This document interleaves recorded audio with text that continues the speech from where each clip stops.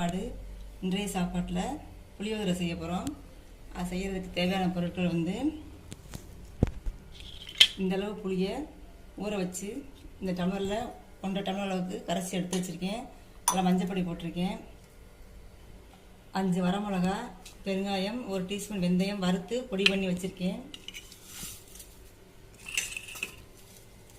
தாளிக்க கடுகு, 1 table spoon உளுந்து, 1 டேபிள் ஸ்பூன் கடலைப்பருப்பு, 2 டேபிள் ஸ்பூன் நிலக்கடலை பருப்பு, 1 துண்டு வெல்லம், 1/2 டீஸ்பூன் வெந்தயம், எண்ணெய், உப்பு.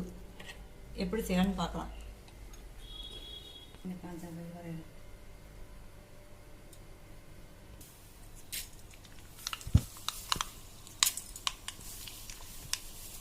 கடுகு, வெந்தயம்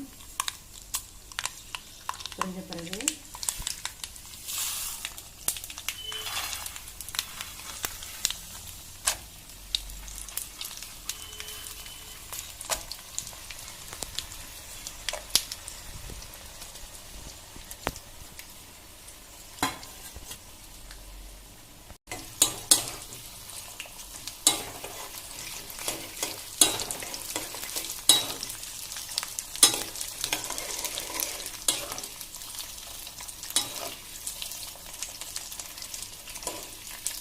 பருத்துட்டு வந்த பிறகு 5 மிளகா அரைச்சோம். 5 மிளகா கிள்ளி போடணும்.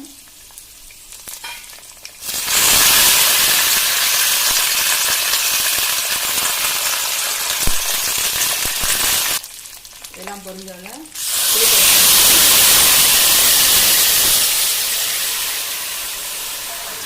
கொதிக்க விடுங்க.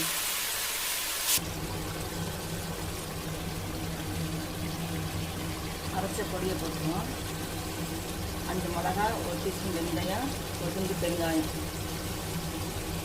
இந்த புளியோதரை நல்லா காரசாரமாக நல்லாயிருக்கும். தேவையான உப்பு,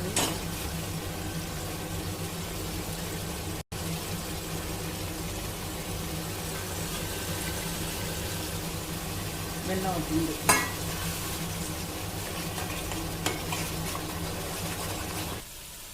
நல்லா எண்ணெய் பிரிஞ்சு வந்துருச்சு. இப்போ இதை எடுத்துட்டு நான் சாதத்தை போட்டு கறி சாப்பிட்லாம். இந்த புளியோதரை நல்லா சுவையாக இருக்கும்.